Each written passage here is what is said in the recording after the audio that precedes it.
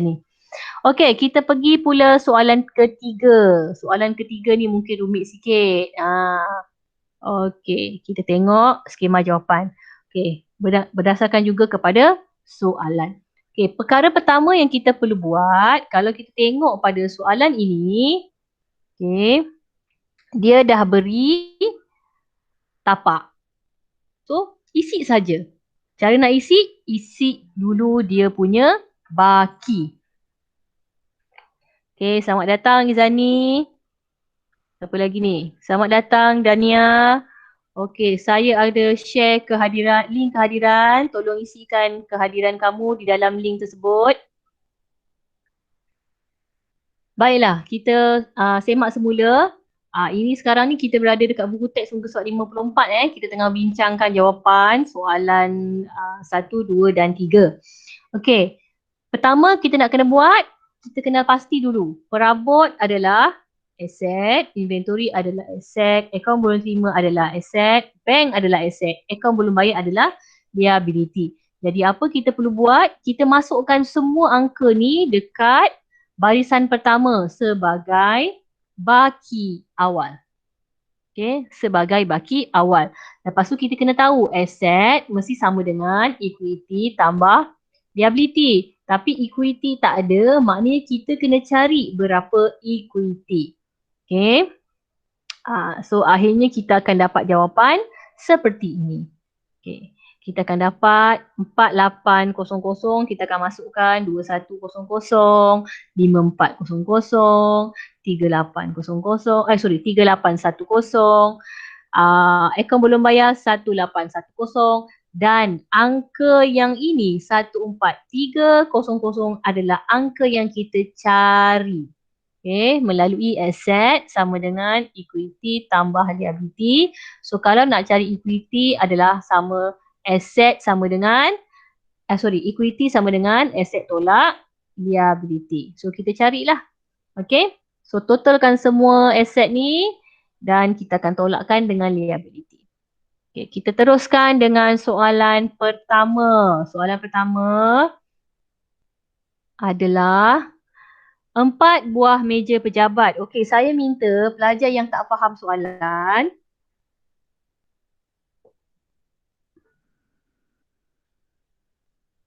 Adam tanya soalan tapi dia bisu. Okey, soalan dia tanya, ada ruang modal, ada ruang untung bersih, ada ruang ambilan. Tetapi jawapan saya tak ada ruang modal dengan ambilan. Okey, so jawapan saya ni salah lah. Awak ikut soalan. Dia mesti ada ruang ambilan dengan ruang untung bersih. Ambilan dengan untung bersih. Kena ada ruang mereka sendiri. Okey, so jawapan saya ni salah lah. Bukan salah, betul. Tapi saya tak buat kolom bagi ambilan dengan untung bersih. Jadi kena ikut format tapak yang diberikan seperti dalam soalan. Okay, soalan dah beri siap-siap tapak, awak ikutlah tapaknya. Okey, boleh Adam? Faham? Okey. Dia malu nak jawab. Okey, baiklah. Kita tengok soalan. Okey, pertama, membeli 4 buah meja pejabat bernilai 2800 dengan cek. Okey, 4 meja pejabat ni harganya 2800. Meja pejabat ini adalah perabot. Jadi kita akan tambahkan perabot. Okey, tambah perabot. Saya ingatkan semua pelajar, bila buat soalan persamaan, mesti conteng kertas masing-masing. Saya tak nak ada yang bersih kertasnya. Kalau bersih kertasnya, maknanya awak tiada jalan kerja dan awak tak faham. Ataupun bila nak ulang kaji, awak susah nak faham. So, Adam conteng jawapan.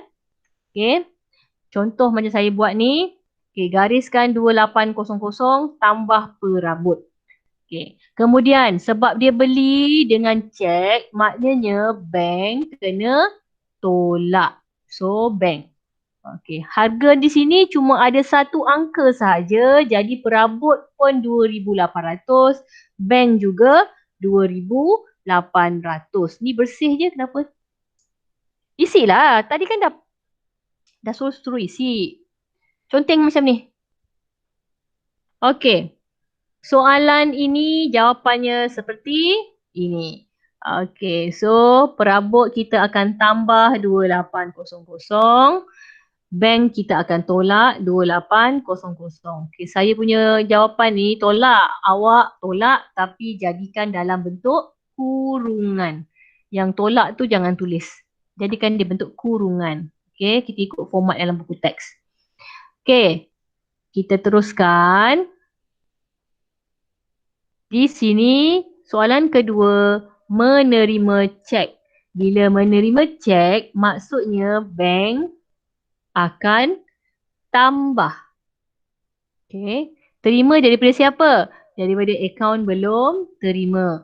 So akaun belum terima, dia bayar kita. Maknanya hutang dia settle.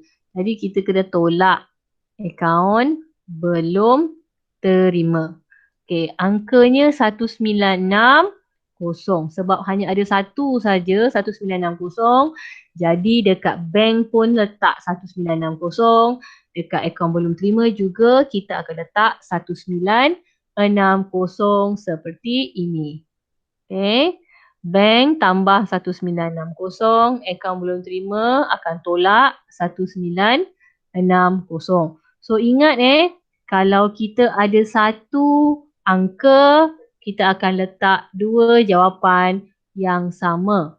Kalau kita ada dua angka, kita akan letak tiga jawapan yang berbeza. Okay. 1, 2 sama, 2, 3 beza. Ingat 1, 2 sama, 2, 3 beza. Okey, kita teruskan dengan soalan yang ketiga. Sekeping cek. Bila cek maksudnya adalah bank. Okey, sekeping cek daripada akaun belum terima. Jadi akaun belum terima. A, B, T. Okey, bernilai 410 tidak dilayan oleh bank. Maksudnya bank reject. Bila bank reject, bank akan tolak. Okay, bila bank reject, bank akan tolak. Jadi bila bank tolak, duit tu kita bagi cek yang rosak tu, cek yang tipu tu kita bagi semula kepada akaun belum terima. Beritahu dia cek awak ni palsu lah. Jadi kita akan, hari tu kita dah settlekan hutang kan, jadi tak boleh settle lagi hutang ni. Jadi akaun belum terima akan bertambah balik hutang dia. Okay, so 410 adalah amountnya. Jadi bank akan tolak 410. Akaun belum terima akan tolak 410. Tengok kat sini. Tengok. Okay. Next. Kita ada jawapan dia. Kita tengok jawapan dia. Seperti ini. Bank tolak 410 sebab bank reject tadi kan. Okey, kemudian hutang bagi akaun belum terima akan bertambah semula. Okey. Kita teruskan. Encik Yusof mengambil 600. Encik Yusof ni siapa? Okey, tengok soalan.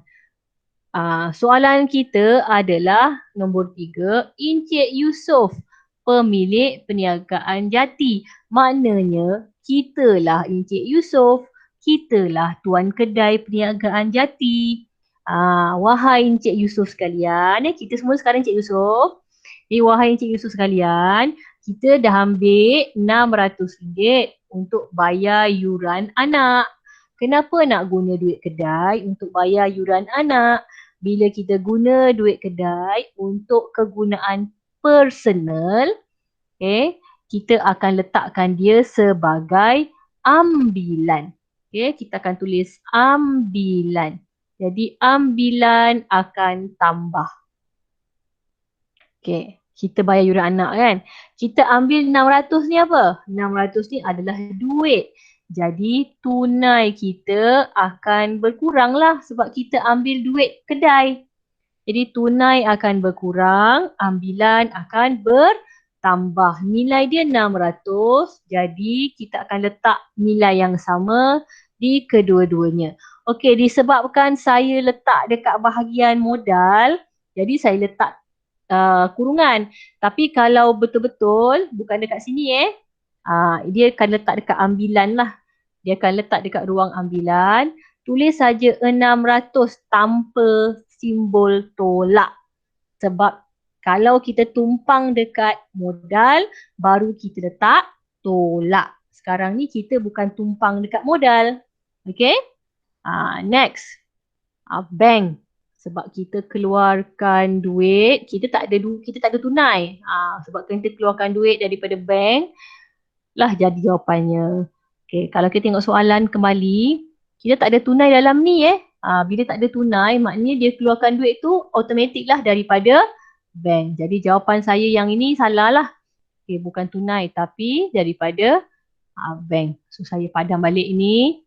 Okay, saya tulis balik sebagai bank. Tolak bank. Okay. Yang seterusnya, kelima. Menjelaskan hutang. Okay. Kita tak tahu siapa yang menjelaskan hutang. Maknanya kita lah. Okay. Maknanya kita menjelaskan hutang. Kita menjelaskan hutang.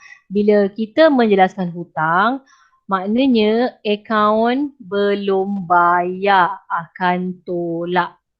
Bila hutang tu settle, kita akan tolak. Okay. Akaun belum bayar akan tolak. Kemudian kita bayar menggunakan cek. Jadi duit di dalam bank juga akan tolak. Nilainya adalah 800. Jadi ABB tolak 800. Bank tolak 800. Seperti ini. Okay. So bank di sini tolak 800. Okay, akaun belum bayar, tolak 800. Setakat ni faham? Okay, Faham, cikgu. diikuti. Okay, good. Diikuti dengan soalan seterusnya. Membeli barang niaga secara kredit.